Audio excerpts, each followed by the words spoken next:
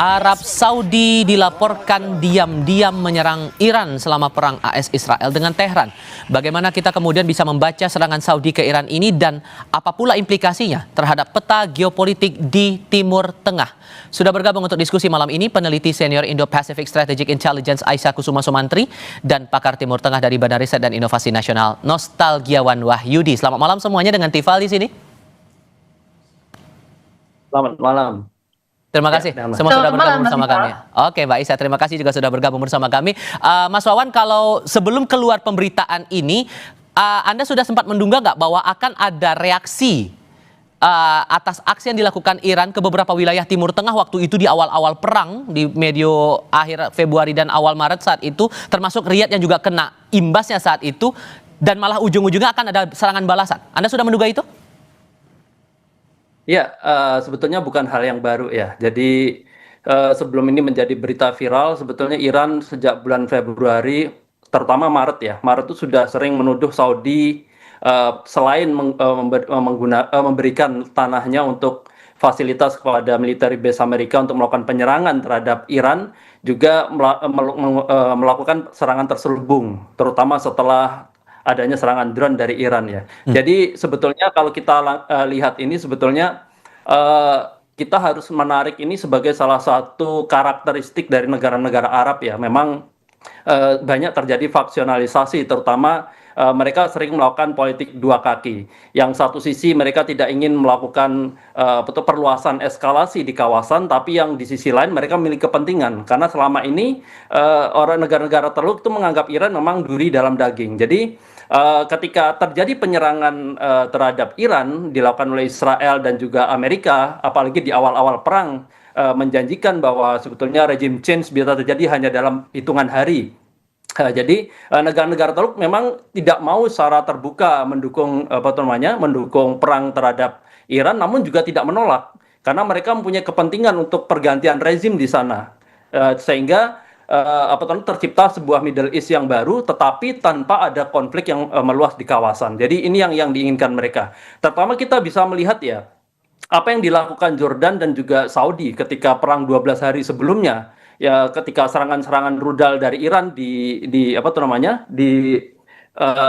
diluncurkan ke Israel, banyak sekali rudal balistik dari Jordan dan Saudi ikut menghalangi itu. Jadi pesawat tempur Saudi juga ikut menjatuhkan rudal balistik yang dilontarkan oleh Iran. Dan ini menjadi sesuatu yang tidak baru sebetulnya. Sikap-sikap ini sudah sangat kentara, apalagi selama ini kita bisa tahu bahwa sebetulnya rivalitas proksi di kawasan itu memang terjadi antara Saudi dan juga dengan Iran itu sendiri. Sehingga laporan yang disampaikan itu menurut Anda valid dan wajar kalau kemudian ada balasan, karena selama ini yang kita lihat kan atau yang kita dengar baru sebatas bantahan atau kemudian sebatas ucapan keras, mengecam keras apa yang dilakukan Iran di beberapa wilayah Timur Tengah itu.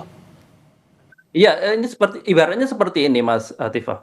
Jadi kita misalnya Indonesia mempunyai musuh ya di kawasan, sedangkan negara tetangga kita misalnya Singapura atau Malaysia justru menyediakan landasan tempur mereka atau memfasilitasi negara-negara musuh itu untuk melakukan penyerangan terhadap Indonesia. Dan ini juga psikologi militer, persegi perang ini juga terjadi terhadap Iran ya, di mana Iran juga merasa bahwa dia dikhianati oleh negara-negara sendiri di kawasan, dan ini yang menyebabkan Iran juga melakukan suatu tindakan yang sebetulnya cukup terbatas ya, tidak secara liar ya. Jadi serangan-serangan drone atau rudal balistik yang terbatas terhadap fasilitas-fasilitas militer Amerika yang ada di kawasan. Dan tujuannya sebetulnya kalau saya lihat ya, ini deeskalasi. Jadi Iran juga tidak terkejut dengan serangan balasan yang dilakukan oleh Saudi. Bahkan Saudi juga menyatakan beberapa serangan mereka juga disiarkan, diberitahukan terhadap Iran. Jadi untuk menampakkan bahwa serangan mereka bukan serangan yang memang bertujuan untuk menghancurkan, tetapi ada semacam diplomatic pressure ya, yang tujuannya sebetulnya eskalasi. Karena Saudi juga mengancam bahwa jika serangan-serangan terhadap Saudi terus dilakukan oleh Iran, maka Saudi juga akan melancarkan serangan balasan yang lebih besar. Ini yang perlu kita catat, Mas Tifa. Oke, yang masih belum clear kan sebetulnya Mbak Aisyah, kita kan belum tahu nih persisnya serangan dalam bentuk yang kayak gimana, kapan dilaksanakan, target yang diincar seperti apa. Cuman yang juga menarik untuk dicermati adalah kenapa diam-diam? Sejauh mana Anda menganalisis itu, Mbak?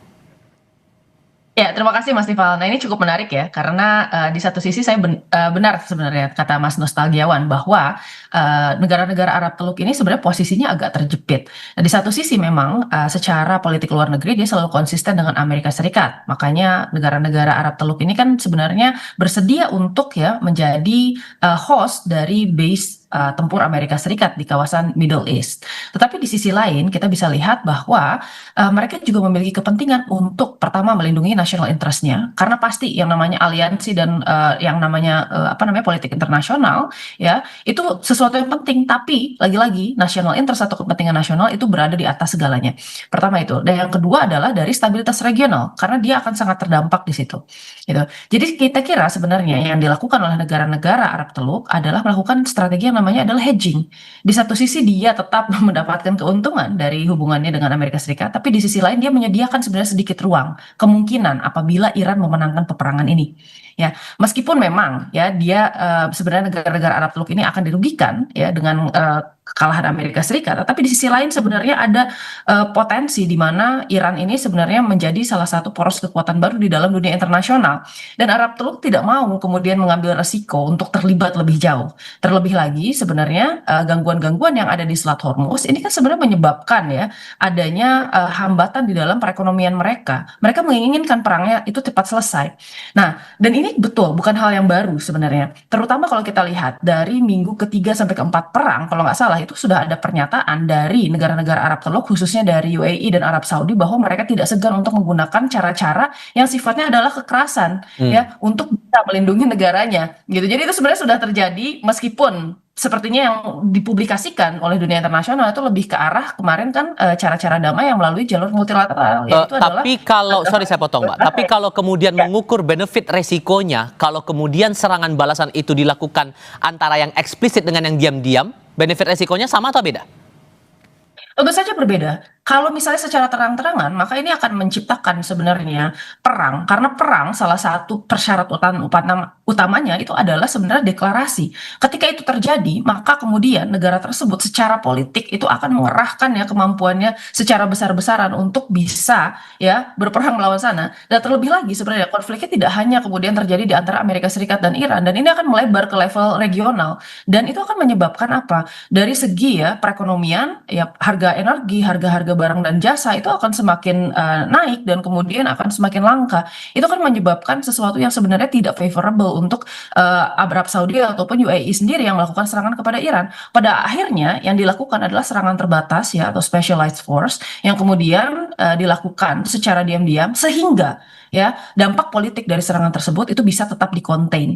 Nah, terlebih lagi sebenarnya Iran ini kan memiliki proksi-proksi yang ada di kawasan Timur Tengah. Jadi baik Arab Saudi maupun UAE sebenarnya keduanya ini ingin sebenarnya melakukan retaliasi terhadap Iran untuk menunjukkan ya adanya kemampuan untuk membela diri. Tetapi di sisi lain, karena adanya proksi-proksi ini di dalam axis of resistance, mereka berusaha menjaga agar konfliknya tidak melebar sampai mengaktifasi milisia-milisia ini secara penuh. Karena kalau misalnya seandainya Selat Hormuz sudah ditutup, lalu kemudian kita bicara tentang Bab el Mandeb yang ada di Yaman itu juga kemudian diaktifasi dan ada disturbance di sana, maka kemudian perdagangan global akan terhambat, harga energi itu akan semakin naik, sehingga kemudian itu merugikan Amerika Serikat dan ekonomi dunia secara global. Mas Wawan, apakah kemudian Iran yang serang diam-diam, Arab Saudi yang menyerang Iran secara diam-diam ini juga menjadi tolok ukur keberpihakan Arab Saudi di tengah eskalasi dari perang antara AS plus Israel versus Iran ini? Kalau kita lihat sebetulnya tidak sesimpel itu ya. Jadi keperpihakan ini sebetulnya sudah terlihat sejak awal, sejak perang 12 hari itu positioning Saudi dan negara-negara Arab termasuk Jordan yang waktu itu juga udah clear sekali ya. Dia ikut betul menjatuhkan rudal-rudal Iran ketika melancarkan ke Israel. Bahkan mereka tidak melakukan apapun ketika wilayah udara Saudi dan juga Jordan digunakan oleh Israel untuk melakukan penyerangan terhadap Iran. Dan ini keperpihakan ini sebetulnya sudah sangat clear.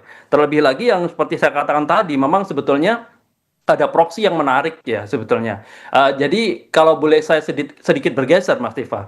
Jadi ada sesuatu yang perubahan signifikan dan cukup menarik di kawasan Timur Tengah, di mana kita tahu bahwa Saudi itu merupakan polisi Timur Tengah dan Iran merupakan salah satu proksi yang menjadi duri dalam daging. Saudi itu Sunni Wahabi, Iran itu Syiah. Tetapi di sini ada faktor Uni Emirat Arab yang sekarang tumbuh menjadi satu kekuatan yang cukup diperhitungkan. Kalau kita bilang Saudi kemarin melakukan penyerangan terhadap Iran, sebetulnya yang lebih agresif itu Uni Emirat Arab.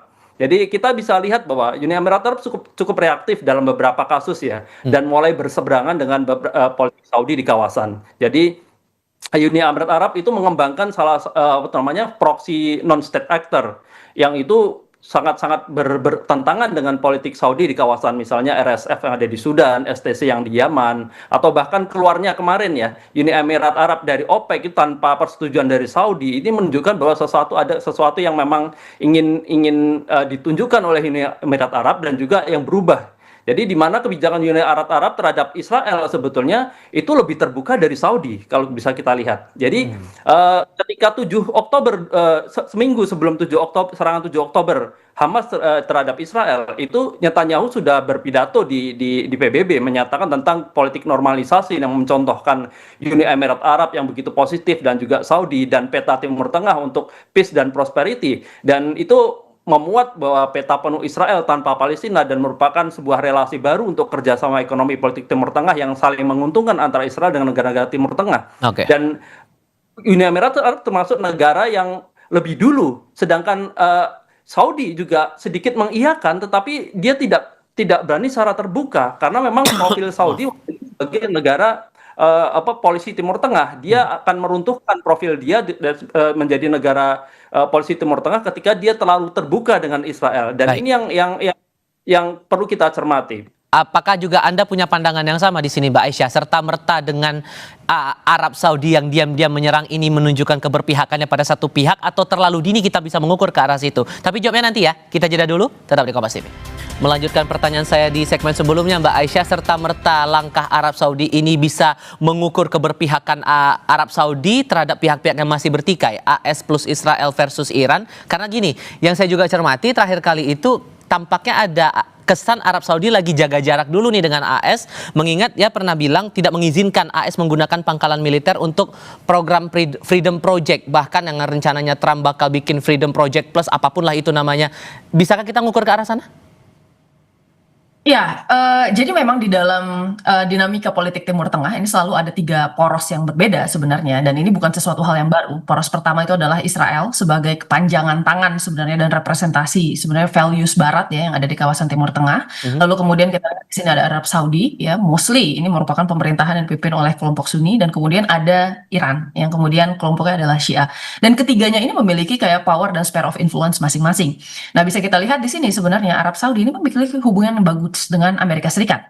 Kita tidak bisa pungkiri hal tersebut. Bahkan kemudian kita tahu bahwa negara-negara Teluk termasuk Arab Saudi ini kan mengizinkan sebenarnya wilayahnya dijadikan pangkalan bagi Amerika Serikat. Ya, jadi kita clear sebenarnya ada sebuah kerjasama militer yang sebenarnya cukup signifikan antara Amerika Serikat dengan Arab Saudi. Akan tetapi sebenarnya kita tidak bisa memisahkan bahwa Arab Saudi ini juga sebuah negara sendiri yang tetap memiliki kepentingan domestik ya, kepentingan nasional gitu yang perlu diwujudkan. Apa saja kepentingan nasionalnya? Pasti yang pertama itu adalah kemudian dia berusaha untuk kemudian meredam sebenarnya ancaman dari Iran, khususnya dengan kemudian ancaman-ancaman yang muncul dari potensi kemudian program nuklirnya ya, itu juga akan sangat berpengaruh terhadap Arab Saudi. Lalu yang kedua bisa kita lihat sebenarnya betul tadi yang disebutkan oleh Mas Nostalgiawan bahwa Iran itu selalu dilihat sebagai duri dalam daging, dan dia adalah poros yang selalu berlawanan dengan Arab Saudi. Oleh karena itu sebenarnya di sini ketika Trump kemudian membuat project Freedom ya, dan kemudian berusaha untuk menjadikan wilayah Arab Saudi sebagai pangkalannya, saya kira sebenarnya ada concern juga bagi Arab Saudi gitu. Pertama, dia mungkin melakukan retaliasi kepada Iran. Selain ya sebenarnya ada kedekatan politik dengan Amerika Serikat, saya kira sebenarnya hal yang paling utama adalah pertama memang sudah ada pola persaingan di antara Arab Saudi dan Iran sejak awal. Lalu yang kedua, memang kita lihat ada kepentingan nasional untuk melindungi wilayahnya. Itu kan sebenarnya serangan sebagai retaliasi dari penyerangan Iran yang dilakukan sebagai retaliasi lagi terhadap Amerika Serikat. Jadi ini merupakan sebuah cycle yang never ending gitu. Berantai terus itu ya. Betul, jadi saya rasa kita sebenarnya tidak bisa melihat sebenarnya Arab Saudi sebagai tokoh yang sebenarnya hitam atau putih gitu. Dia memiliki sebenarnya kepentingan-kepentingan sendiri di dalam kawasan Timur Tengah ini. Oleh karena itu, untuk kemudian Amerika Serikat mengekskalasi situasi, apalagi Project Freedom ini kan sebenarnya berpotensi ya membuat tensi di kawasan Selat Hormuz semakin tinggi. Yang mana Arab Saudi sendiri kan memiliki kepentingan sangat besar di sana. Saya kira Arab Saudi ini berusaha untuk agak menarik diri karena dia paham betul bahwa ini akan membuat ya Iran itu akan semakin apa namanya panas istilahnya ya, dan dia akan semakin kemudian melakukan serangan-serangan yang sifatnya adalah reaktif terhadap tadi potensi blokade Amerika Serikat. Oleh Oke. karena itu sebenarnya Saudi berusaha untuk menahan diri. Oke, kalau membaca polanya juga, Mas Wawan juga begini. Kalau kita lihat kan Saudi juga makin dekat nih dengan Pakistan. Ini jadi apa ya? Jadi bagian strateginya Arab Saudi buat menghadapi Iran juga, atau ada maksud lain di balik itu? Jadi begini Mas, kalau kita baca Arab Saudi itu yang paling enak seperti ini. Dia setuju dengan mengeliminasi rezim yang ada di Iran, tetapi dia tidak mau diganggu secara ekonomi. Itu yang paling enak cara bacanya. Jadi itu yang dukungan yang sejak awal-awal yang diterapkan oleh Arab Saudi terhadap perang Israel dan Amerika terhadap Iran, tetapi ketika itu menyentuh faktor ekonomi, maka itu dia akan berkalkulasi, dan secara logis, secara rasional negara akan berkalkulasi itu. Kita tahu bahwa di bawah MBS banyak sekali mega project economic corridor yang dibangun Saudi seperti The Line, Al Ula, dan dia coba untuk keluar dari sebuah negara rentier state yang terlalu tergantung dengan minyak ya. Bahkan dia diisukan juga mau menjual Aramco kan. Jadi ingin mengcopy paste dengan Uni Emirat Arab, bagaimana dia bisa survive dengan sektor jasa dan keuangan, dan itu yang akan diterapkan oleh Saudi, dan itu akan yang sebetulnya yang menjadikan Saudi secara realistis membuat sebuah kebijakan yang pada titik tertentu dia bisa mempertahankan diri, dan pada titik yang lain dia akan menjaga diri. Jadi ada semacam, kalau kita katakan ya, dia tidak ingin menjadi tumbal exit-way Amerika Serikat. Jadi dulu kita di awal-awal perang sudah mengatakan bahwa dukungan Saudi itu sudah ditampakkan oleh Trump. Jadi jika Saudi dan Uni Emirat Arab ingin perang ini terus berlanjut, Amerika Serikat minta Saudi dan Uni Emirat Arab turut membiayai perang ini. Ya, itu sudah tampak sekali bahwa secara vulgar Trump mengatakan bahwa sebetulnya secara bawah tangan Saudi dan Uni Emirat Arab juga ikut mengakses itu. Dan yang ketiga yang perlu kita cermati adalah hubungan aliansi antara Saudi dengan Amerika Serikat itu semacam teman tetapi penuh dengan curiga. Jadi teman mesra tapi nggak mesra amat gitu. Jadi kita tahu ya sebetulnya seperti ini.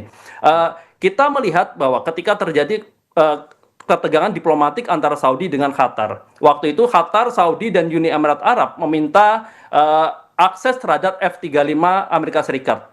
Tetapi ditolak.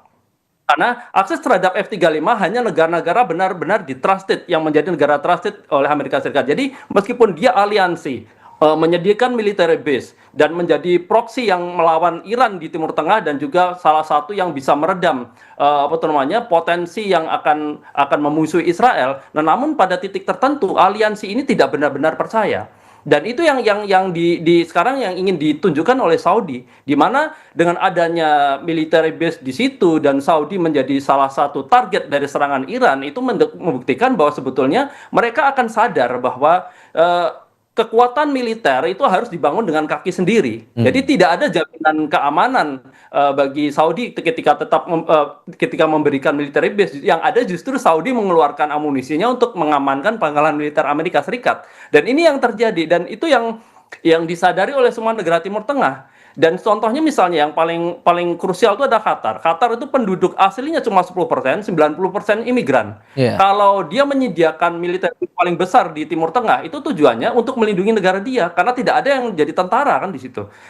Maka dari itu ketika ada sebuah kondisi seperti ini, itu direalisasi oleh Saudi, dia memiliki kepentingan sebetulnya. Dan kepentingannya yang diambil yang paling cerdik itu adalah Uni Emirat Arab. Kita bisa melihat bahwa Uni Emirat Arab sekarang menjadi the next level advanced military technology yang ada di kawasan Teluk. Dia membawa Iron Dome dari Israel untuk diterapkan di Uni Emirat Arab, dan itu tidak bisa mudah diakses kecuali kalau dia memang dalam kondisi tertentu, misalnya perang ini dengan ada alasan keamanan militer, dan Israel mampu untuk mengekspor itu, dan juga Amerika bisa mengakses teknologi militer terbaru. Jadi jangan ketika Arab Saudi mendukung perang ini mendukung AS, dia tidak punya kepentingan. Dia juga mempunyai kepentingan di mana akses terhadap teknologi militer yang selama ini disekat ketika terjadi dalam perang itu akan lebih mudah diakses oleh Saudi dan Uni Emirat Arab. Yang jelas ini dinamikanya masih terus muncul, bahkan kita dapat laporan seperti ini pun juga akan kemana arahnya. Semua masih wait and see, terutama kita yang ada di Indonesia. Mbak Aisyah, Mas Wawan, terima kasih banyak ya sudah mau berdiskusi bersama kami kali ini. Saya selalu untuk Anda berdua. Selamat malam. Terima kasih, Mas Iqbal.